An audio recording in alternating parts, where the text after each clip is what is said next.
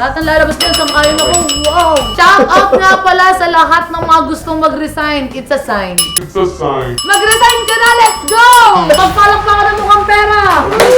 Dito, ini-spread namin sa ano natin, yung mga kabutihan lang, sabi ko sa iyo.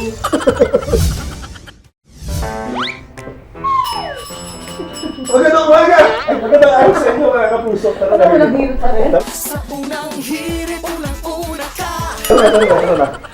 Mga tiktropa! Ito lang sa TikTok lang. TikTok lang. Galing. Ngayon, Hurley, may pag-uusapan Ay, ano yun? tayo na isang Ano yan? sobrang seryosong topic. Sobrang seryoso dahil pag-uusapan natin ang work-life balance na sobrang mahalaga. Number sa one mga yan. kaibigan nating Gen Z ngayong araw. Siyempre, pag-uusapan natin yan. Oy, Welcome ano? po sa another episode of Ano na T? Kung saan ang mga trending Oy. na pinag-uusapan at pag-uusapan kung ano nga ba ang Ano? latest! Ang hottest! Ano na T?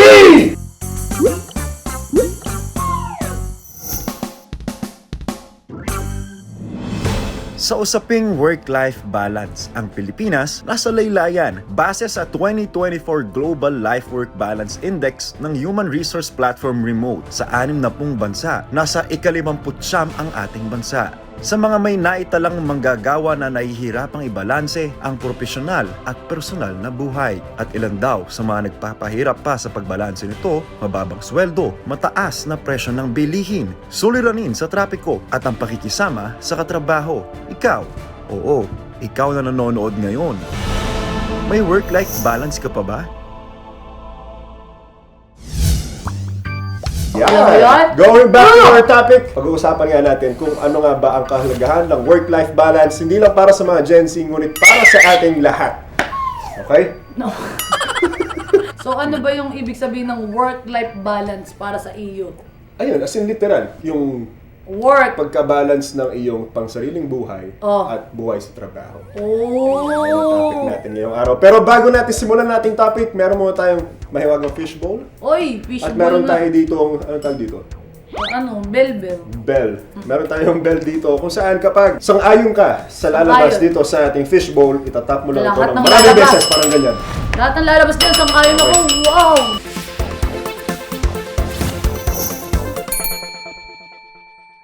Ito na yung unang tanong natin. Oy, ano yun? Yoy! Nagsinungaling ka ba sa trabaho para lang makapagpahinga o makapaglakwatsa? Oo! O hindi. Oo!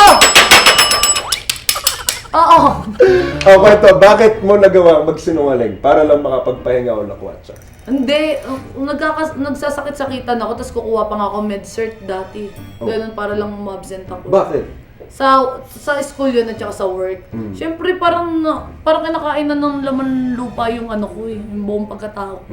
Parang na-burnout ako. Parang kasi dati ang work ko sa isang linggo iba-iba. Oh, ano? Sobrang naka-schedule ano yung ako. trabaho mo sa isang linggo? Dati, Describe mo sa amin. Sa Lunes, ano trabaho mo ng Lunes? Pag Monday, kay Sir Nilo, ko patay na yun. Nagpapayong ako sa kanya. Okay, golf course. Oo, golf course. Umbrella girl po yung una kong trabaho. Tapos, kasi nanalo akong binibining ang uno, naging front desk ako. Front desk officer. Yes. Ano yun? Tuesday, Wednesday. Okay. After school ko, doon ako dumidiretso. Half day lang ako doon. Tapos, kapag Thursday, sa Bagpi naman ako. Ano yung bagpi? Nagtitinda ako sa Taytay Tiangge. Oh, Oo. sikat yun ah. So, school ako sa umaga, tapos Taytay Tiangge ako sa hating gabi hanggang morning. Okay. Tapos Friday naman, ganun ulit, dun sa may Payong Girl. Wow, ang dami mong ginawa. Tapos Sabado, waitress ako sa 80s bar. Waitress. So, Kapag Sunday, may ginagawa. pag Sunday, waiter pa rin ako. Waitress. Doon pa rin sa 80s Oo. bar. Kasi Sabado, weekend ako eh. Tapos balik ako Monday. So, paano mo napagsabay-sabay yung ganong ka-hectic na sked mo dati? Parang feeling ko nga, hindi ako dumaan sa parang dalaga moment. Mm. Kaya parang feeling ko late bloomer ako sa mga Kaganapan sa buhay. kaedad ko. Ah. Na parang, wala, ba't nagawa mo din yun? Wala, bakit napunta mo na? Ang dami kong tanong, tas na hindi ko na-experience. Yung pala, dahil nag-focus ako. Sa trabaho. Oo, sabi nila, ba't ka trabaho ng trabaho? Hindi naman ako makakapag-aral. Eh, paano ka ako makakapag-aral? Kung work ka nga ng work. Pero bakit ganong karaming trabaho yung kailangan mong kunin dati? Siyempre, hindi lang naman pang school yung kailangan kong tustusan. Siyempre, pamilya ko, pansarili ko. So, yung mga tao maasa din sa akin. Parang sabi ko, ayoko ng Ayokong maranasan maging mahirap.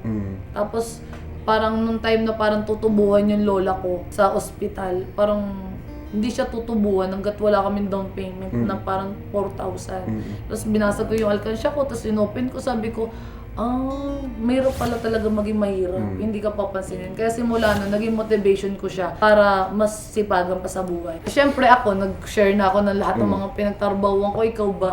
Rich kid ka ba o squammy? Hindi naman sa rich, pero sakto lang yung family ko that time. So, nakakain ng mayo sa isang araw. Hindi naman sobrang mga problema sa utilities and bills, ganyan. Pero kasi, lumaki ako sa sports eh. So, I was a professional athlete before. Wow! So, naging professional volleyball player ako. So, Ay, yun wait talaga lang. yung naging trabaho kong una. Malaki sahod niyo dyan. Oo, malaki. Magkano nga? Monthly? That time, siguro mga nasa... Ay, perfect na rin. Parang very Tas wow. may mga allowances pa yun and such. Labas pa yung mga ganung bagay. So yun, naging professional athlete ako, tapos naging sports analyst din ako at the same time. So pinagsasabay ko yun. Tapos nag-artista pa rin ako. So, Doon ka ba tulad mo. na-discover? Oo, doon ako na-discover kasi on-cam talent ako before for sports.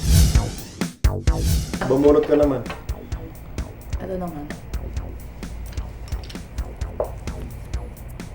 May times ba na pinagpalit mo ang importante? Ay, Ano? mo ang important family. Ulitin ko ha. Medyo choppy, medyo lag kasi dito yung kulang Wala na signal. May times ba na pinagpalit mo ang important family event para sa trabaho? Ano sagot yun? Madalas, oo. Pinagdaanan din nila yun, di ba? Na parang, minsan nga, mas mahalaga pa yung trabaho kaysa sa birthday ng tatay mo, ng nanay mo. Di ba? Hindi ka kasi basta-basta makakahindi sa commitment na ginawa mo, mas lalo sa trabaho. Di ba? Parang, ang dami na nangyari sa akin na parang nagtampo yung ibang kaibigan. Kasi hindi ka Oo, nakakapunta. kaya kasal ng kaibigan mo, ng best friend mo nung high school, hindi mo napuntahan. Birthday may trabaho ko. ka. Singin pa rin. Oo. Di ba? Kasi Hindi, nga, mahalaga yung trabaho eh. Kasi parang sa atin, eto, aminin natin sa hindi, ang trabaho, para siyang, yung pagtingin ng tao sa'yo, di ba, para siyang flex eh, kung ano yung trabaho mo. Sa kinabubuhay nating era ngayon, na kung anong trabaho mo, doon nakikita ng tao yung value mo. Aminin natin sa hindi, di ba? Masakit pakinggan, pero Minsan, ganun talaga yung oo. nangyayari. Minsan Di ba? nakadepende sa pagrespeto nila yung Yun nga, sa kung anong magkano ginagawa mo sa buhay, magkano di ba? budget ng sahod mo. Ayun yung masakit na katotohanan, di ba? Aminin natin sa hindi, ganun po tayo tinitingnan ng mga tao ngayon. Kung anong ginagawa natin sa buhay, or kung gaano ka lang tinitingnan. Alam mo, kahit nga anong gawin mo, yung mapabuti, mapasama, i-judge ka rin naman nila. Kaya wag ganun. Dito, ini-spread namin sa ano natin, yung mga kabutihan lang, sabi ko sa iyo.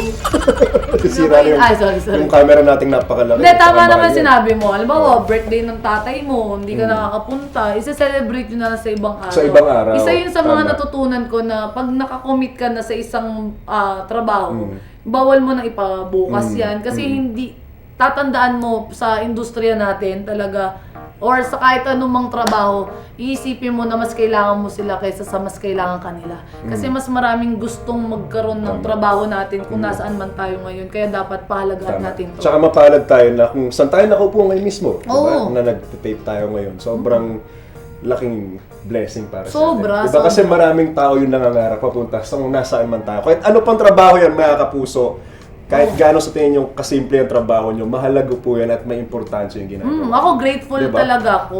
Kahit ano pa yan. Dati Basta kaya trabaho. pera-pera lang ako. Yung parang, sige, tapusin ko lang to.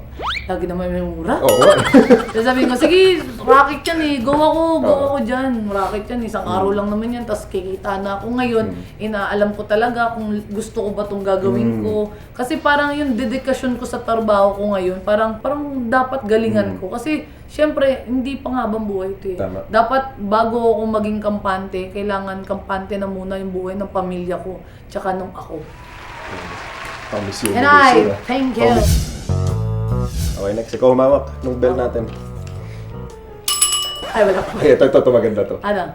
Kung magre-resign ka ngayon, mabubuhay ka ba sa current savings mo kahit 6 na buwan kang hindi mag-work? Kala ko, kung magre-resign ka ngayon, ba't hindi pa nga?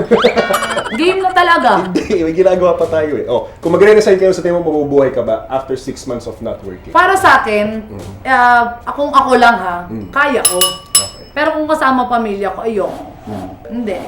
Kasi kakambal ko na talaga sila eh. Kumbaga, matik yun na hindi lang dapat yung pansarili ko yung naisip ko. Dapat lagi ko silang bibili ako ng ganito, dapat unahin ko muna sila. Lalo yung mga aso ko, 12 yun. Ang dami kong pinapalamon na bunga nga ng mga aso.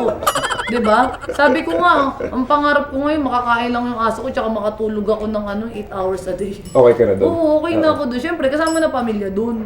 Mahal na mahal ko na sila. Shoutout sa inyo, Budol family, tsaka Polcarp family. Sana share nyo to. Ikaw naman. Ano yung tanong? Ito, ikaw nagtanong, di ba? Hindi, wala sa isip ko yung tanong. Kung Ako ikaw mag-resign. ay- Oo. Ako kung, kunyari, walang binigay na choice, as in pag-resign ako ngayon, hindi ako mabubuhay.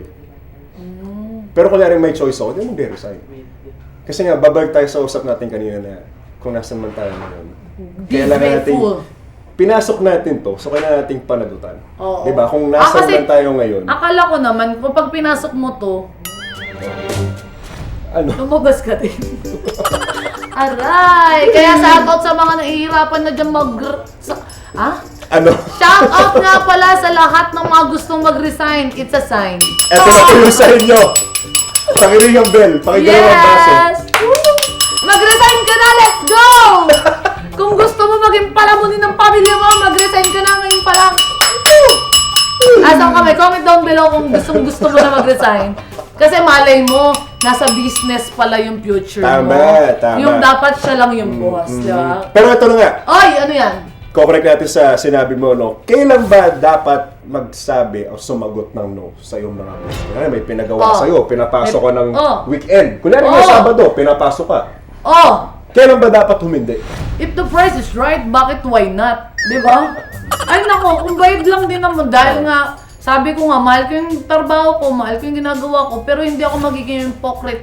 Mukha rin akong pera. Okay. Ay, bakit? Ikaw hindi ka mukhang pera. Lahat tayo nandito, mukha tayong pera. Di ba? Sumagot! Magpalakpakan ng mukhang pera! Live audience! Live Yes! audience! Ang dami natin! O, ikaw? Ako, ganun din halos. Di Pero ba? hindi, maging prangka na tayo. Oh. Kapag hindi tayo well compensated, sige. Ano yung compensated? Hindi, kunyari, pag hindi enough yung sahod na kinikita natin Kaya nga, if the price is right. Oh, yun na nga, babalik nga tayo doon. So, kung hindi enough yung pinapasahod sa atin ng mga boss natin, tas sa tingin natin, mas marami pang opportunities outside of our work, yung current work natin. Di, why not, explore? Yes, kung alam mo Kung may naman na options ka naman, maghanap ka na ibang options. Yes. So, ito yun, final question natin for this topic. Oh. Ano ang makakapagpastay sa'yo sa isang trabaho? Like yung benefits, ganyan. Ano, i-discuss mo sa amin. Yung walang nambubuli. So, gusto mo maganda ng environment, magaan yung set. Pero siyempre, plus na rin yung yung sahod. Kung tama naman yung pasahod, 'di ba? Pero mas okay sa akin yung walang nambubuli kasi parang buong buhay ko, parang nabully ako. Kaya parang inisip ko na parang ginigain ko yung respect na kung ano ko ngayon. Sana i-apply sa akin. Kasi sabi nga nila, 'di ba, respetuhin mo muna yung sarili mo bago ka respetuhin ng ibang tao. Ginain ko na yun eh. Pinaghirapan ko yung respeto na yun sa sarili ko. Kailangan marespeto rin nila ako. Kaya gusto ko yung mga taong nakapaligid sa akin, marespeto kasi hindi naman ako bastos na tao eh. Anong importante sa trabaho? Sa akin, syempre, unang-una yun nga, yung magana set. Maayos Diba? na production. Maayos sa production team. Sobrang nakakagana kasi magtrabaho pag magano Masisipagan ka pumasok Oo. araw-araw. Kasi kapag kunyari, yung isa negative agad, mas ano pag sa umaga, di ba? Pag umaga pa lang, may mainit na ulo na dyan, nakakawa na siya. So, as much as possible, masaya lang yung magalang yung set. Tapos, syempre, pangalawa, good compensation din. Diba? Yung salary. Same. Kasi, amin natin sa hindi, ayun yung motivation ng lahat ngayon. Oo, para pansarili At at saka sa hindi pamilya. na rin nagmumura yung mga bagay-bagay sa Pilipinas, di ba? Oo. Ang inflation rate natin, tuloy-tuloy na tumataas. Hindi Si na ba OA na. nagmumura? Di ba? Yung gas, magkano na ngayon? Yung kuryente, magkano na? Tubig, renta pa sa bahay. So, kung yung sinasahod mo, mapupunta lang din sa bills tsaka utilities. So, parang... Huwag na tama na, nasasaktan ako. Yun yung pinaka-word na ayoko marinig, Diyos. Oh, di ba? Pero, real talk, di ba? Sobrang hirap kasi kumilos na araw-araw iniisip mo may kailangan kang bayaran na utang, na Number loan, one. yung mga ganyang bagay. Ayun yung nakakapagpasipag din eh, yung mga bills. Oo, kasi Bukod nga sa parang- pamilya, bills talaga. Tsaka yung due date, di ba? Yung mga Diyan, si Judith. mahirap, Si Judith mahirap yung marinig na salita. Okay lang si Marites, wag na si Judith eh. So ngayon, work-life balance. So ang ginagawa ko talaga, naghahanap ako ng iba't ibang hobbies. Like, what? Kasi minsan kapag nababurnout ka, minsan sa hindi, kapag araw-araw kang tatrabaho o yung workload mo sobrang dami, minsan kailangan mo ng breather. Kailangan mong maaliw yung sarili mo. Breather? Ano yung aso? Nang hinga, alam mo, Breathe. breather. Breather. Breather. Breather. Hindi breather na aso na hindi Breather, ganun. Basta hinga. kailangan mo ng Mag-unwind ka. Mag-unwind, ayan. So kailangan mo lang mapunta sa ibang scenery, makita ng iba't ibang tao, makausap ng ibang tao, para yung utak mo ma-reset. Diba? Hindi ka masustuck dun sa, ay, trabaho na naman, bukas, ganito na naman, ang daming kailangan ipasa. Alam mo, sabi ko nga sa akin extrovert ako, pero introvert din ako. So, ambivert ako. Ambivert. Gusto ko yun yung me time ko, alagaan ko lang sarili ko. Tumatagal ako sa CR ng mga 2 to 3 hours. Alam mo, ligo lang ako, tiris-tiris ng kung ano-ano sa mukha, ganun. Favorite ko yun. Ang trabaho ba ay pwedeng dalhin sa bahay? Pwede naman, nasa iyo na yan eh. Kasi minsan may mga workload tayo na sobrang dami, hindi natin kaya tapusin lahat sa office or kung saan man tayo tatrabaho. So, minsan wala tayong choice kundi dalhin sa bahay. Pero para sa akin, kapag nasa bahay ka na, kailangan pahinga ka na. Yun na yung pahinga mo eh. Kailangan wala ka ng trabaho. Diba? Ang hirap eh. Pero ngayon kasi, nauuso yung work from home setup. Anong say mo doon sa mga ganun? Ako pabor ako. Kasi yung kapatid ko ngayon, asawa niya, work from home, dun ko na-realize na, yung mga ganun talaga na mudra, na, alam mo yun, may work ka, pero may time ka para sa pamilya mo. Ang ganda lang din ng setup nila. Diba, call center kasi siya, so parang, minsan nag-aano siya, nag-work siya for, parang konting oras. Tapos, pero kaya niya pa rin paglutuan yung mga pamangking ko, parang doon ko na-appreciate na, pwede ka palang mag-multitask, na parang, pwede mong gawin yung mga bagay na pagsabayin mo. So, ayun na nga. Parang kung pwede naman, kung pasok sa sa kakayanan mo bilang tao, why not? Pero ito, meron pa ako isang tanong. Ano Sobrang yun? curious ako dito. Kasi diba, lahat ngayon, dinadaan sa social media, pinopost lahat sa social media. So, anong mga payo mo sa mga Gen Z Na pala post ng, ayoko na magtrabaho, gusto ko na mag-resign, nakaka-stress yung trabaho ko. Anong mga payo sa mga ganong kaibigan? Pag 1999 ba, Gen Z yun?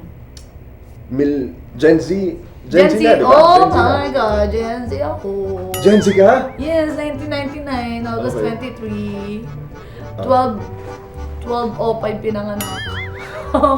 Ito, anong mapapayo mo sa mga Gen Z na kapuso natin na overwork na daw sila? Be thankful kasi meron kang work na kaya mong gawin. Pag hindi mo naman kaya, mag-resign ka. Yun lang yun, basic. Paano naman kapag kunyari ganito yung sitwasyon? Nagsisipag sila, di ba? Overwork. Paano kapag pinangakuhan sila ng promotion or ng increase sa salary pero hindi binigay? Oy, mag-resign ka na. Huwag mo nang patagalin. Inuuto ka lang. Hindi ka naman na grade 1 para magpauto eh.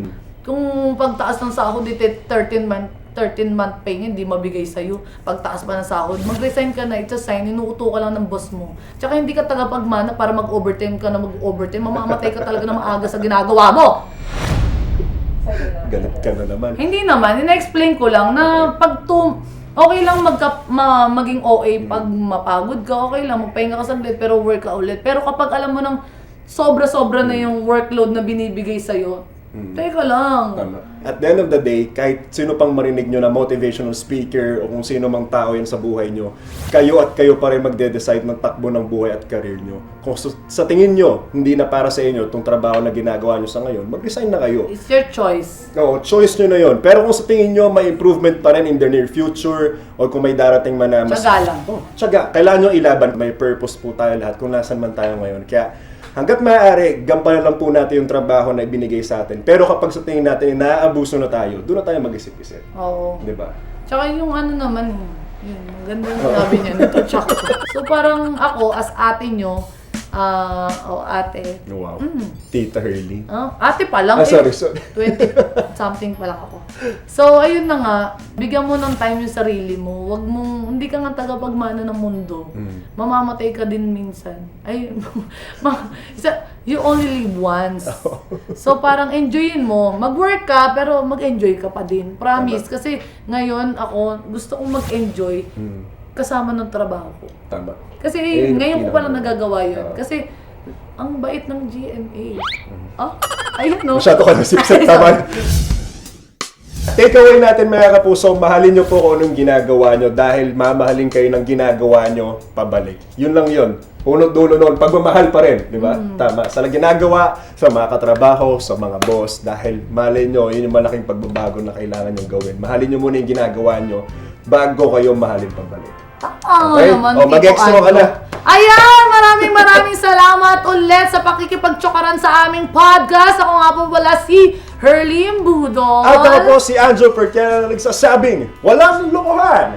Pero may budulan! At dito na po sa ating podcast na Ano Na Ti, kung saan ang mga trending topics ay pag-uusapan at pinag-uusapan at kung naman ang latest. Kung ano ang hottest? Ano Na Ti! Kung ano ang latest. Ay, natingin ako sa'yo ulit. Kung saan talaga usapan? O, daan lang. Bilis mo kasi. Kung saan pinag-uusapan kung ano ang latest. Kung ano ang hottest? Ano Na Ti!